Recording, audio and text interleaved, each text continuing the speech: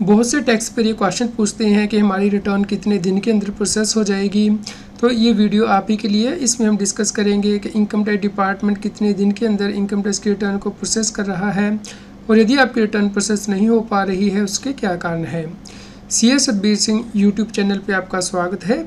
Regular update के लिए आप हमारे यूट्यूब चैनल को सब्सक्राइब कर लें। आप हमें व्हाट्सएप चैनल और Telegram channel CA Satbir Singh पे भी सब्सक्राइब कर लें। लिंक वीडियो के डिस्क्रिप्शन में भी दिया गया है, कमेंट में पिन किया गया है।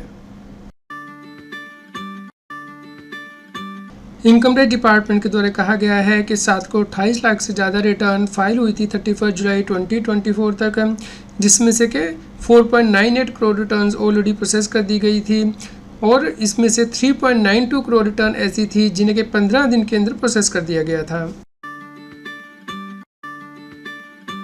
कुछ लोग ऐसे हैं जो कि ये कह रहे हैं कि हमारा रिफंड अभी तक नहीं आया है, लेकिन यहाँ पे सरकार ने डेटा दिया है कि 53,000 करोड़ से ज़्यादा का रिफंड ऑलरेडी रिलीज किया जा चुका है करंट फिस्कल ईयर में। यदि आप 27 अगस्त 24 का डेटा देखते हैं इनकम टैक्स की वेबसाइट पे, तो असेसमेंट ईयर 24-25 के लिए 7 करोड़ 45 लाख से ज़्यादा रिटर्नें फाइल हो चुकी हैं, जिसमें से कि 7 करोड़ 23 लाख की रिटर्नें ही अभी तक वेरीफाई हुई हैं और उसमें से 5 करोड़ 82 लाख की रिटर्नें प्रोसेस की जा चुकी हैं।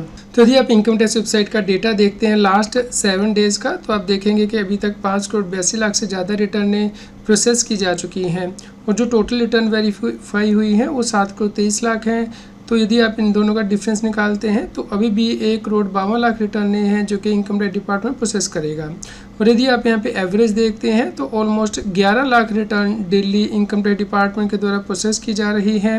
तो इन जो पेंडिंग रिटर्न है इन्हें प्रोसेस होने के लिए ऑलमोस्ट 14 दिन का टाइम लगेगा। इसलिए अगले 14 दिन के अंदर ये उम्मीद की जाती है इनकम टैक्स डिपार्टमेंट से कि जो पेंडिंग रिटर्न है, जो प्रोसेसिंग के लिए पेंडिंग है, वो प्रोसेस कर दी जाएंगी इनकम टैक्स डिपार्टमेंट के द्वारा।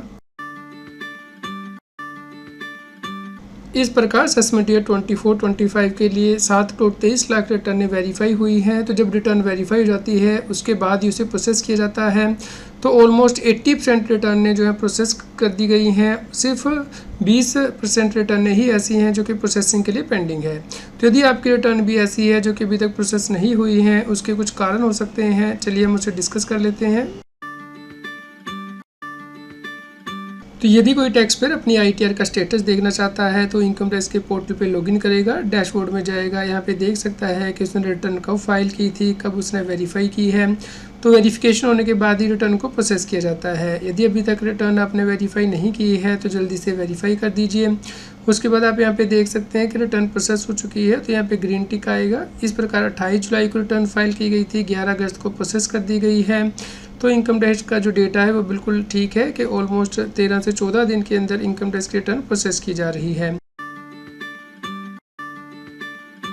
तो इनकम टैक्स की रिटर्न की प्रोसेसिंग के डिफरेंट स्टेटस होते हैं। यदि आपने रिटर्न को सिर्फ सबमिट ही किया है, वेरीफाई नहीं किया है, तो आपको यहाँ पे स्टेटस आएगा submitted and pending for E verification. यदि आप वेरीफाई कर देते हैं तो सक्सेसफुली ई वेरीफाइड या वेरीफाइड का स्टेटस आपको आएगा। लेकिन इसके बाद आपकी रिटर्न को प्रोसेस किया जाता है तो उसके बाद प्रोसेसिंग का स्टेटस आता है। ये प्रोसेसिंग CPC बेंगलोर के द्वारा की जाती है।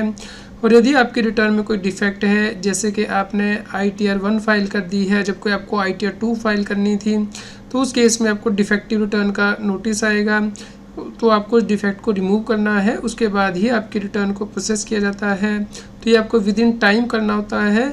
यदि आप ऐसा नहीं करेंगे तो आपकी रिटर्न इनवैलिड हो जाती है।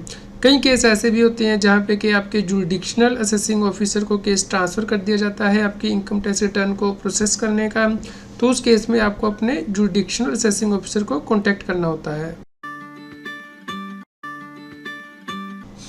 इनकम टैक्स का डेटा ये बताता है कि असेसमेंट ईयर 24-25 में जो नई रजीम लेने वाले व्यक्ति हैं वो 72% हैं। जैसे कि आप जानते हैं कि नई टैक्स रजीम में आपको कोई डिडक्शन एग्जम्पशन नहीं मिलती है, इसलिए जिन व्यक्तियों ने नई टैक्स रजीम में रिटर्न फाइल की है उनकी रिटर्न जल्दी प्रोसेस हो जाएगी। जबकि यदि व्यक्ति ओल्ड रजीम में फाइल कर रहा है रिटर्न, तो उसकी जो रिटर्न प्रोसेसिंग टाइम में ज़्यादा हो सकता है, क्योंकि वो डिडक्शन क्लेम करता है, जैसे कि LIC एक्स्ट्रा की या फिर हाउसिंग लोन के इंटरेस्ट की डिडक्शन लेता है।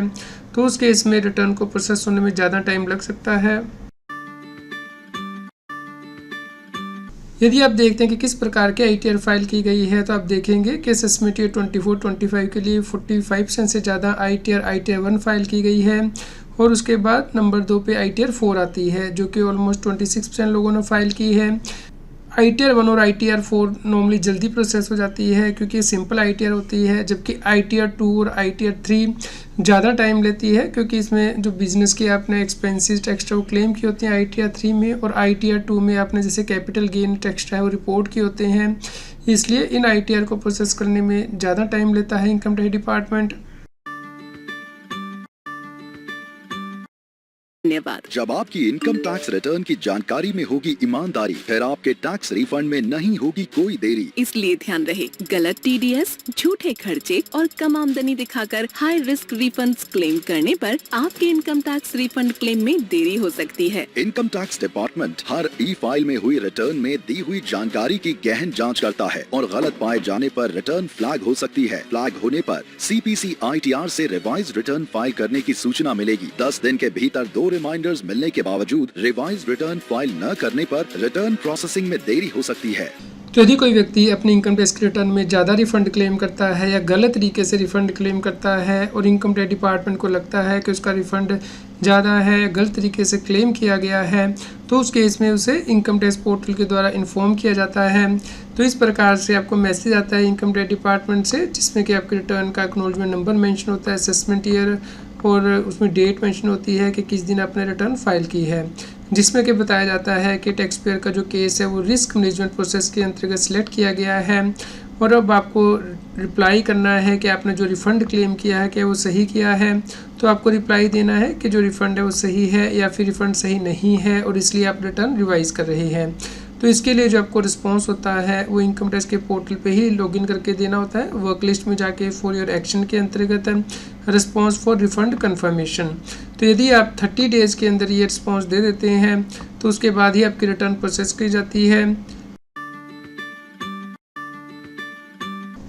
कई बार ऐसा भी होता है कि आपने जो TDS क्रेडिट अपने इनकम टैक्स के रिटर्न में क्लेम किया है या जो इनकम टैक्स के पोर्टल पे आ रहा है वो मिसमैच करता है, जिससे कि आप इनकम टैक्स के पोर्टल पे चेक कर सकते हैं। सेल्सी टैब में जाके यहाँ पे टैक्स क्रेडिट मिसमैच के अंतर्गत है, तो यहाँ पे आप देख सकते हैं कि जो टैक्स पेयर ने TDS क्रेडिट क्लेम किया है और जो इनकम टैक्स के पोर्टल पे आ रहा है उसमें मिसमैच है, तो इसकी वजह से भी इनकम टैक्स की रिटर्न प्रोसेस डिले हो जाती है।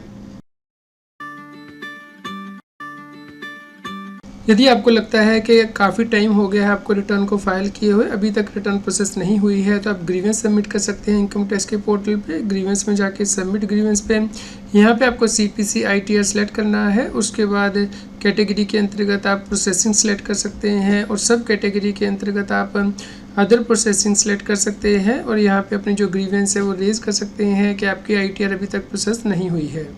यदि आपकी ITR अभी तक प्रोसेस नहीं हुई है तो आप हमें वीडियो के नीचे कमेंट करके ज़रूर बताएं। कृपया लाइक करें और शेयर करें ताकि सभी लोगों तक ये जानकारी पहुंच पाए और वो इनकम टैक्स की कंप्लायंस कर पाएँ। रेगुलर टैक्स अपडेट के लिए इस चैनल को सब्सक्राइब करें। आप हमें टेलीग्राम ऐप CS बेसिंग टैक्सील पर ज्वाइन कर सकते हैं ताकि आप GST और इनकम टैक्स के रेगुलर अपडेट अपने मोबाइल पर ही प्राप्त कर सकें।